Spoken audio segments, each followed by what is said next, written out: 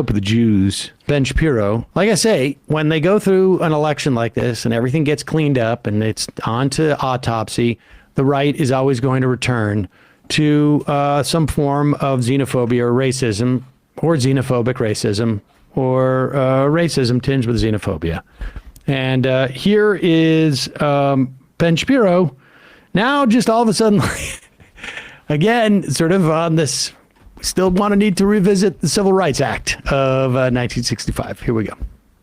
And again, you can make the case in 1965 that on a temporary basis, the federal government, as a practical matter, needed to be able to cudgel people away from bigotry. You can make that case. I don't make that case. I think that the federal government was perfectly justified in going to the states and obliterating all of the segregation regimes that existed in the states. I do not think that the federal government had the power constitutionally or morally or philosophically to compel individuals not to engage in constitutionally protected behavior, even behavior I don't particularly like, for example, banning Jews at country clubs. I'm a Jew, not in favor of banning Jews at country clubs. I'm not in favor of banning black people from restaurants. Do I think that the federal government, had the power to compel the individual bed and breakfast owner to determine the federal government could override that person's priorities in terms of who they had in their house? No, I don't think the federal government had that power. However, you could at least make the temporary moral case that this is something that had to be done in order to get over several centuries of blatant and evil racial discrimination. You can make that case. But the problem is that essentially that exception has now eaten the entire system of law, and the left knows it. And they are pushing this all the way to its limit. And if it were not for a conservative Supreme Court majority, they would get what they want, which is to obliterate all traditional religion from the public square. Now, pause it for 1 second. He's saying a lot of things here that sort of like commingle with each other, but he's saying that the federal government does not have, and he's talking obviously about the case that we had discussed yesterday that was heard in front of the Supreme Court on Monday. Now, the interesting thing about this is that a lot of these religio freako types are convinced that this is a religious beliefs case, and it's not. It is the plaintiff in this instance is arguing on a First Amendment rights that she should not have her speech compelled by developing websites for gay weddings. Now, nobody is compelling her to build websites for gay weddings at all. Literally, it's not happened to her. Not only has nobody compelling her, she's not even in that business. She's just saying that she couldn't go into that business of doing wedding sites and building templates if she had to sell those things, the templates, to gay people. And he's arguing that the government has overreached in the passage of the Civil Rights Act, that it protects certain classes of people from discrimination, and not even classes of people. It protects people from being judged with certain lenses. You cannot discriminate against somebody because of their religion. You cannot discriminate against somebody because of their gender. You cannot discriminate against somebody because of their race. You cannot discriminate against people because of their sexual orientation, although that's not in the Civil Rights Act, and that's why you do see some of that still continues to this day in housing and in jobs. And he's arguing that the federal government has no right to say to a restaurant owner, you cannot put up a sign that says, we don't serve black people, or we don't serve Jews. I mean, part of his argument there, right? That you can't have a country club that excludes Jews. Now, the basis of the government's authority to do so is that government regulates business all the time. The government cannot compel you to welcome black people into your home. You can put a sign up on your front door of your house and say, no black people allowed, no Jews allowed in here. You can do that because it is not a place of business. But once it is a place of business, when you are exchanging not Ben Shapiro's currency, but the United States of America's currency. And you're subject to tax breaks, say, because of you're under business the or entire regime of regulation, federal and state and local laws. You can't poison the water with you can't dump toxic waste out of the back of your restaurant if you have it because of federal regulations.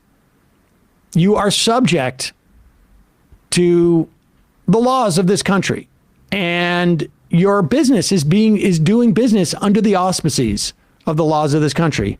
And his argument is they may have the ability to regulate. We can't, sell 2-week-old chicken that's been sitting out on the counter, but we can discriminate. And just like that is just it's an opinion. It's not founded in U.S. law at all, but it's an opinion. And they're really pissed. People like Ben Shapiro are really pissed that the American public completely rejects that opinion. And they do. They simply do. And so they have to find like a workaround to that, which is that it's in some way stifling my freedom. The idea that black people could go to a hotel if they come to town, and that the federal government or the state government, I imagine he might have a problem with too, but maybe not. Maybe it's just compels a hotel to allow black people to stay there is now an infringement on his free speech. That's what they're arguing. Continue. Go back a little bit. Blatant and evil racial discrimination. You can make that case. But the problem is that essentially that exception has now eaten the entire system of law. And the left knows it. And they are pushing this all the way to its limit. And if it were not for a conservative Supreme Court majority, they would get what they want, which is to obliterate all traditional religion from the public square. To shift it and mold it into basically a version of secularism with a tiny little cross on the side. Maybe a little Jewish star over here. And basically all of the secular precepts, except you say God once in a while. And God can be a he or a she in this particular version. Well, like, what is this agenda that we have to get rid of religion from the town square? Like, first of all, what is that? What does that even mean? It means we're not letting them do the 10 Commandments exclusively in the town square. But I mean, that's been around for quite a while. Like, what is it that are? Well, it's authoritarian. Like we already are there. What's the next step that he presupposes that we're doing? No, an even millimeter-sized cross and a centimeter-sized Star of David. So dumb. The only thing that he is concerned about is that, culturally speaking, people are rejecting this type of religion because it is built upon the oppression of women. It is built upon the oppression of others who are not in the majority. Like, that is what he is talking about. Slavery was justified through religious grounds. I mean, that's all he's talking about, is that it has been removed removed from the town square. What he's talking about is that people no longer subscribe to his theocratic ideology. And that's what they're upset about. There's no other further agenda other than the fact that, like, you cannot discriminate against people. And yes, the Supreme Court is reversing that. They rolled back the individual right of a woman or a person who can get pregnant to determine what will happen with their life and their body. And that for him is religious freedom. Yeah. And religious freedom for fundamentalists like Ben Shapiro, theocrats like Ben Shapiro, is I get to exert my will over you because I just coincidentally am placed at the top of this hierarchy in this religious system because I'm a male. And, I mean, you touched on it there, but he did like a rhetorical trick in the middle of that rant where the whole conversation was about businesses. And then he said something about your individual home, right? he has to be dishonest to sell this, because, even in his little rant at the end there, people fundamentally understand this is not popular. This is not popular. And so he has to sugarcoat theocracy. There's no other way to sell this, especially when he came to prominence as the cool kids philosopher. Yep. That's what's going on there. This is their, and make no mistake about it. What theocrats like Ben Shapiro are doing now is backfilling these edicts from the Supreme Court. They're just providing the spray foam insulation around the structure that is being imposed now by this conservative Supreme Court. And it's not going to end. Talk about a runaway agenda.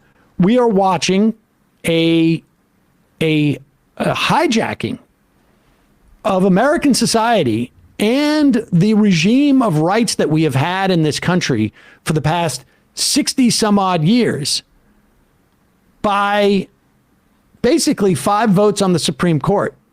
And he's just coming in with the spray foam to sort of support that. That's what's going on. He's just trying to make it so that there's a little bit less, and it is a minoritarian, and very often always is with these theocracies. We're seeing it in the context of Iran right now. Mm-hmm. I mean, that's the way theocracies work.